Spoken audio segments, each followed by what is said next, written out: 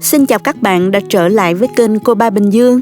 Trước đây mình đã chia sẻ với các bạn rất nhiều cách để giữ cho chả giò giòn rồi. Nhưng hôm nay mình mới phát hiện thêm một cách nữa nè. Mà cách này rất là đơn giản, nhanh mà giữ chả giò giòn được lâu hơn nữa nha. Phần nhân chả giò hôm nay mình có biến tấu một chút, có vị thơm bùi khác biệt, ăn không hề ngán. Mời các bạn cùng vào bếp làm với mình món này ngay bây giờ nha.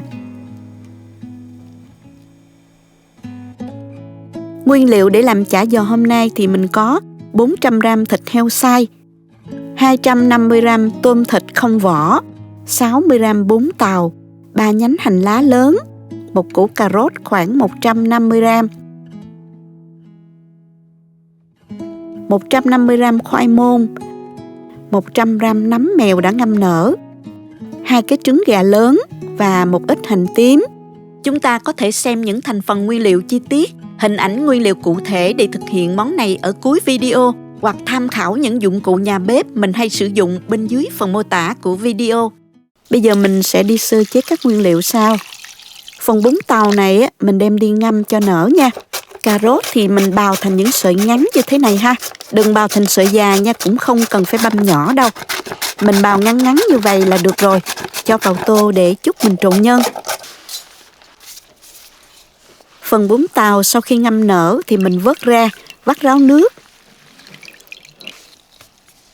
Sau đó cắt nhỏ và cho vào tô luôn ha.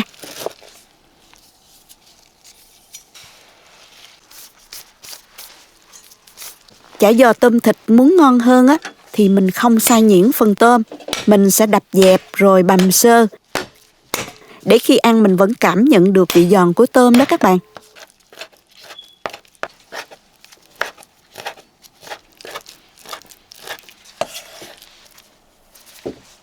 Mình tiếp tục sơ chế các loại rau củ khác. Nấm mèo thì cắt nhỏ và băm nhuyễn ra.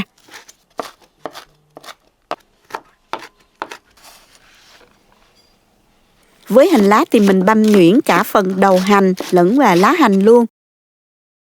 Hành tím và tỏi thì mình băm nhuyễn.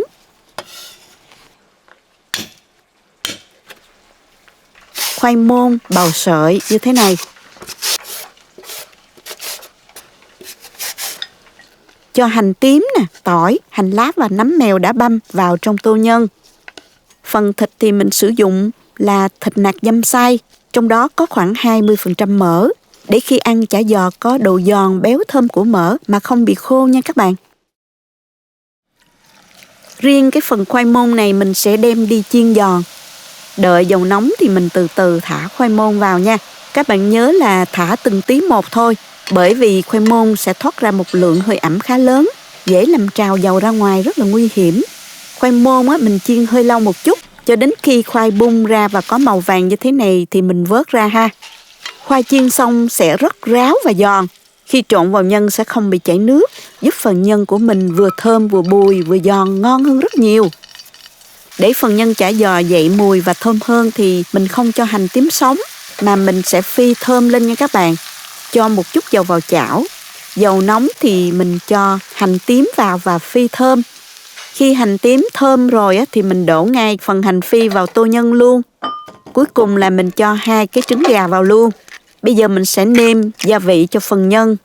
Mình nêm không quá đậm đà nha, bởi vì khi ăn mình sẽ chấm thêm với nước mắm hoặc là tương ớt nữa nha các bạn. Mình nêm vào đây 1 muỗng cà phê tiêu, 2 muỗng cà phê hạt nêm, 1 muỗng cà phê đường và một chút xíu bột ngọt nếu mà các bạn ăn được ha.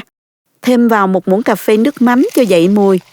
Các bạn yên tâm là lượng nước mắm này rất là ít, sẽ không làm cho phần nhân bị chảy nước đâu nha. Bây giờ mình trộn đều lên cho tất cả nguyên liệu nó hòa quyện vào với nhau, gia vị thấm đều. Mình mang găng tay và nhồi trộn cho nó đều nha các bạn. Các bạn có thể quan sát là phần nhân của mình rất là khô ráo ha, không hề bị chảy nước. Việc chuẩn bị nguyên liệu khô ráo sẽ giúp chả giò khi chiên không bị chảy nước, không bị đen phần đầu và giữ được độ giòn rất lâu. Phần nhân chả giò này mình cân lại tổng cộng là 1,4 kg nha. Bây giờ mình sẽ đem đi gói chả giò luôn ha. Mình sẽ chia sẻ với các bạn bí quyết để giúp chả giò giòn ngon và giữ được lâu. Đó chính là ở phần vỏ cuốn. Hôm nay mình sẽ gói chả giò bằng 3 loại bánh tráng mà mình thường hay dùng. Đó là bánh tráng Việt Nam, bánh tráng bò bía đậu xanh và bánh ram Hà Tĩnh. Còn có một loại bánh tráng rế nữa. Bánh tráng rế khi cuốn bên ngoài thì rất giòn nhưng dễ bị trĩnh dầu, nên thường mình không thích dùng cuốn trực tiếp mà mình cắt ra để lót bên trong nha. Như vậy vừa tận dụng được độ giòn của bánh tráng rế mà lại không bị ngấm dầu quá nhiều đó các bạn. Bánh tráng bò bía và bánh tráng nem Hà Tĩnh mình để đông trong tủ lạnh. Khi nào dùng thì lấy ra rã đông. Mình chuẩn bị một cái khăn sạch ẩm phủ lên bánh tráng để bánh không bị khô. Đầu tiên thì mình đặt một lớp bánh tráng bò bía bên dưới. Tiếp theo là một miếng bánh tráng rế. Với mỗi cái chả giò mình cắt bánh tráng rế chia thành 4 phần. Mỗi cuốn mình chỉ dùng 1/4 thôi nha các bạn.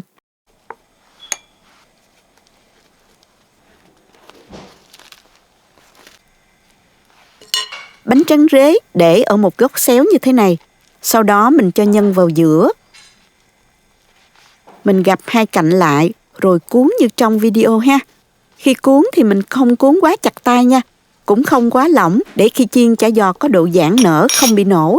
Mí bánh thì mình chấm một chút nước hoặc là hòa tan một ít bột. Sau khi cuốn xong thì mình quét một ít bột này lên mí bánh để dán lại.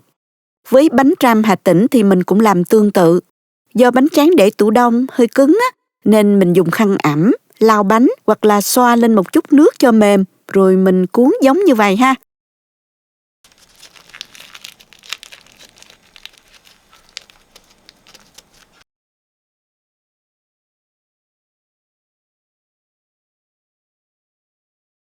Mỗi chả giò thì mình cuốn xay vừa, khoảng 1 muỗng canh nhân thôi. Muỗng canh loại như thế này nè các bạn.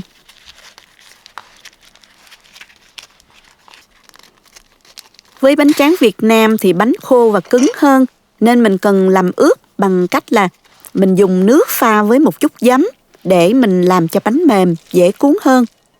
Cách này cũng giúp bánh khi chiên giòn hơn đó các bạn. Mình cuốn tương tự ha.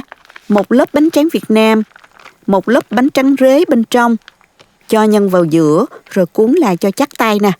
Với bánh tráng Việt Nam với size cuốn như vậy thì mình có thể dùng loại bánh tráng nhỏ hơn nha. Cuốn vỏ mỏng thì chả giò sẽ giòn hơn, ăn không bị dai đó.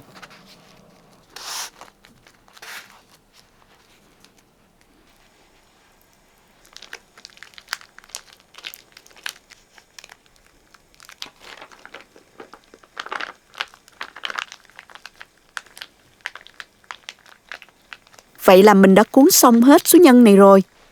Với 1 ký tư nhân thì mình cuốn được khoảng 65 cái chả giò, size thì bằng bàn tay như thế này ha các bạn. Bây giờ thì mình sẽ đi chiên chả giò và thưởng thức thôi. Cho dầu vào chảo và đợi cho dầu nóng. Khi dầu đạt độ nóng thì mình cho chả giò vào chiên. Chiên với lửa trung bình nha, không lớn quá cũng không nhỏ quá, để chả giò không bị cháy xém hoặc là quá lâu chín.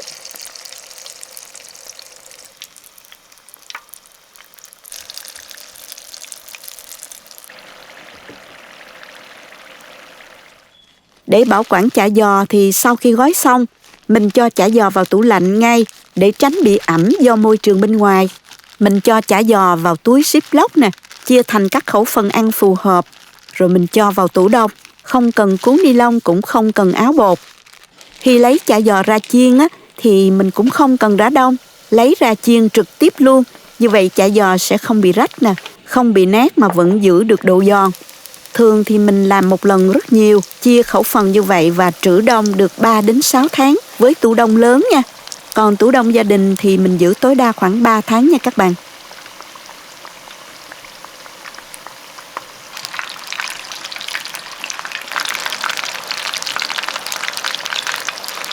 Chiên đến khi chả giò ngả màu vàng giòn như thế này thì mình vớt ra ha. Để trên rổ thưa cho ráo dầu nha các bạn.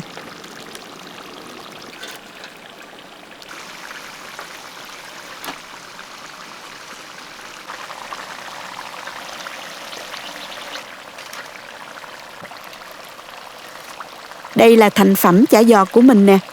Mời các bạn cùng thưởng thức với mình nha. Mình rất thích làm chả giò vì nó vừa ngon và cách làm cũng nhanh, tiện lợi. Mình hay cho hàng xóm, người nước ngoài xung quanh nhà ăn, ai cũng rất là thích món chả giò của Việt Nam mình. Chả giò ăn với cơm hay ăn chơi đều ngon.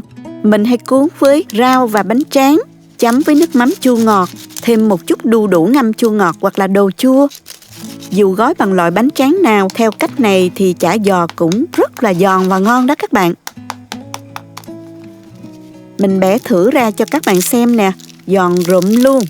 Đây là chả giò với bánh tráng bò bía, đậu xanh nè. Đây là chả giò với bánh nem Hà Tĩnh. Đây là chả giò bằng bánh tráng Việt Nam nè. Các bạn thấy là phần bánh tráng rế bên trong cũng được chiên giòn luôn, nên từ lớp vỏ ngoài tới lớp vỏ trong đều giòn. Cắn một cái là vỡ ra liền như vậy nè. Thêm một lợi ích nữa là khi mình lót bánh tráng rế là khi chiên, cái phần đầu chả giò nó không hề bị đen đâu nha. Phần nhân bên trong thì có độ giòn dai và tươi ngon của thịt tôm, thịt bằm, giòn sừng sực của nấm nè, thơm của hành lá, của tiêu và vị béo bùi của khoai môn, ăn không hề bị ngán. Chúc các bạn thành công với phương pháp gói chả giò này nha. Cảm ơn các bạn đã theo dõi hết video. Nếu thích cách mình chia sẻ, nhớ gửi cho bạn bè cùng xem, bấm like và đăng ký kênh để xem nhiều món ăn mới của mình. Nếu thấy video thực sự hữu ích, bạn có thể gửi tặng ekip thực hiện một ly cà phê bằng nút Super Thanks hình trái tim ngay bên dưới video. Các bạn cũng có thể truy cập website cobabinhdương.com để xem công thức nấu ăn dưới dạng bài viết. Chào tạm biệt và hẹn gặp lại các bạn trong video kỳ tới nha!